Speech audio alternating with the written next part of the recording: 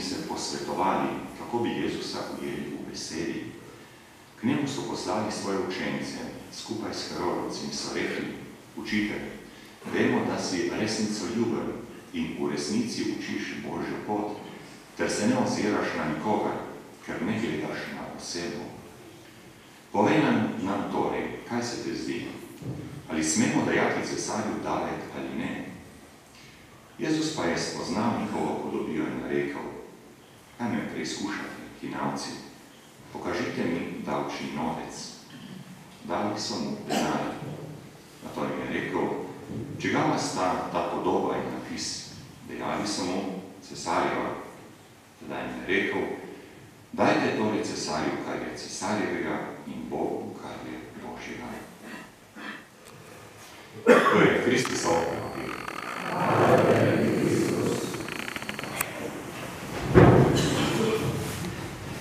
Danes je misijonska nedelja, običajno kaj preberemo iz brošure o naših misionarjih. Ravno sem poslušal Radio Ognišče in so rekli, da je preko 40 slovenskih misionarjev deluje po svetu. No, jaz sem imel letos priložnost tudi, da sem obiskoval dva naša misionarja. En mesec sem preživel v Afriki. Jezuiti imamo namreč misijon v Zambiji in Malaviju. Kar nekaj naših patrov je šlo skozi misijon. No, zdaj sta ostala še dva. Eden v Malaviju, pater Lojze Podgrajšek, ki prihaja iz Pohorja, in pater Janez Mujdrica, ki prihaja iz Prekmurja. No, nekaj bom prebral tudi, kaj je napisal pater Janez Mujdrica. Preko 50 let imamo namreč jezuiti že misijon. Večina so misionarji umrli, dva sta se vrnila domov, zaradi zdravja, dva sta že čez 80 let. No, dva pa še vztrajata. Pater Lojze Podgrajšek se zdaj nahaja v Malaviju, Lilongwe, to je glavno mesto Malavija. In pater Mujdrica pa poučuje v kraju Kitwe, to je pa severno od Lusake gor, že skoraj na meji s Kongom. Tako da sem imel kar eno tako lepo izkušnjo, ampak vidim, da potrebujem še nekaj časa, da bom vse to prebavil, predelal, ker človek mora dobesedno pustiti vse vzorce, ki ima tukaj v Sloveniji, ker imaš občutek, da si padel na drug planet. Maše niso, ne vem, koliko časa traja maša pri vas, 45 minut je običajno pri nas odravljati. Če kakšna minuta preveč, že ljudje jamrijo. No, tam so maše 2-3 ure, to je normalno, vmes še malo pleše, malo miga, poje. Drug način življenja je. Ljudje praktično nimajo nič in so polni veselja. Resna taka revščina. No, sam za primerno povem, poprečna plača v Malaviju je $60. Potem se predstavljamo, kakšen način življenja. Pa zelo se me dotaknilo. Imel sem priložnost obiskati veliko vasi, tam, kjer so naši misionarji gradili cerkve, gradili šole, gradili bolnice. In veliko šol smo obiskali, seveda normalno je, da je v razredu 60, 70, 80, tudi 100 otrok v enem razredu. Sicer ne vem, kako učiteljica vse to obvlada, ne vem, kakšna učiteljica med vami. No, v nekaterih krajih imajo klopi, v nekaterih krajih še niti klopi nimajo. Ampak res zanimiva izkušnja. In na enem takem podeželskem misijonu, na koncu maša pridijo ministranti do mene, pa pravijo: Pater, da bi nam kupil eno žogo za nogomet, radi bi nogomet igrali. Naši otroci vemo, koliko žog imajo, pa ena mora biti za nogomet, ena še za košarko, ena za odbojko, za vaterpolo. Oni pa že eno žogo imajo.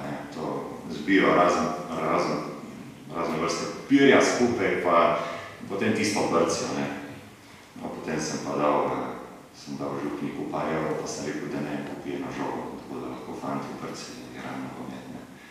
Tako res, drug svet, drug način življenja. Ampak kar se je dotaknilo, kako domačini cenijo te naše patrine.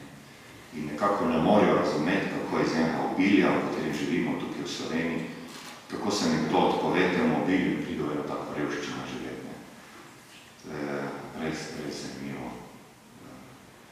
Ampak bom prebral nekaj besed patra Janeza Mujdrice, kot sem že rekel, on poučuje na Katoliški univerzi v kraju Kitwe. in je prav nekaj napisal tudi v to brošuro, ki se jo danes uporablja v svetih mašah, jo najdete tudi na spletni strani od misijonske pisarne.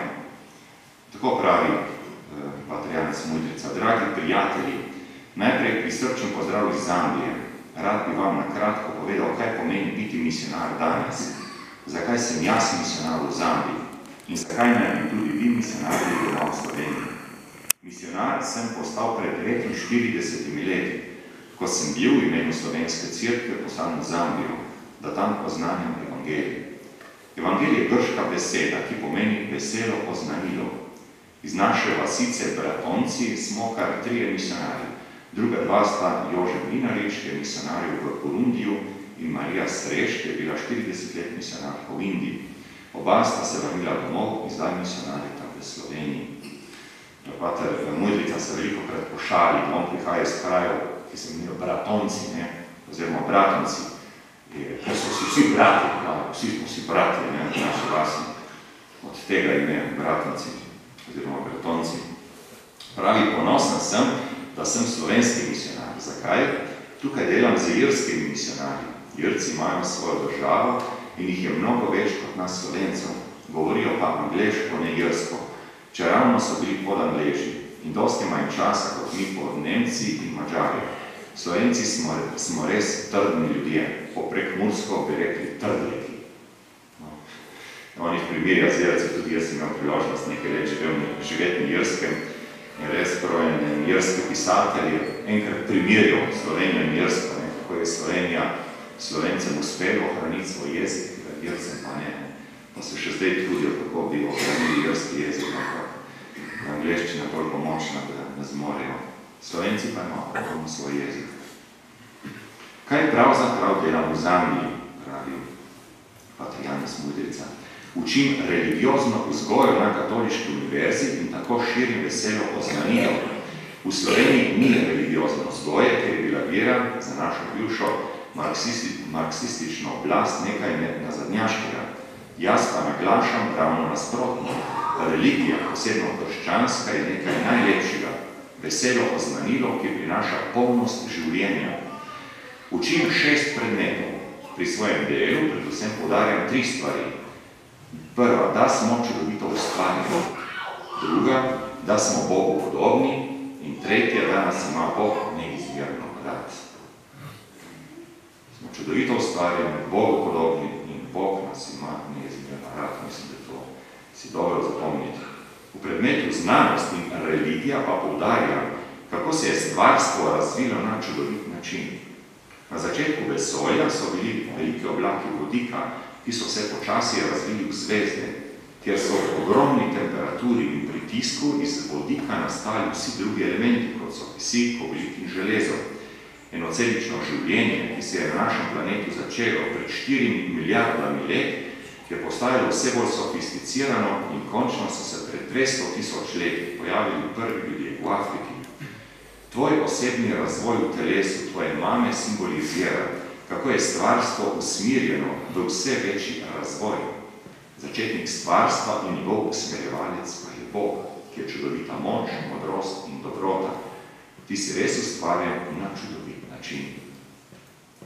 V predmetu psihologija in religiozna vzgoja pa naglašujem, da so tvoji možgani največji dosežek razvoja vesolja. Na tisoče milijard možganskih celic sodeluje in ustvarja tvoje misli, želje in čustva. Zaveda se samega sebe in imaš možnost, da lahko razmišljaš kritično in ustvarjalno. Tako sodeluješ s samim Bogom in gradiš lepše življenje in boljši svet. Jezus naš učlovečeni Bog je najbolj moder in dober človek, ki je kdajkoli hodil po zemlji. Kot kristjani hodimo za Jezusom in se trudimo, da postanemo čudoviti ljudje kot On. V predmetu krščanstvo danes naglašujem, kaj pomeni Jezusova beseda, da je Bog naš Aba. Aba pomeni očka. Naš Bog je poln očetovske dobrote in ljubezni. Svetopismo pravi, da si zapisan v Božje srce. Bog stalno misli na te, tudi če te tvoj telesni oček pozabi, Bog te nikdar ne bo pozabil.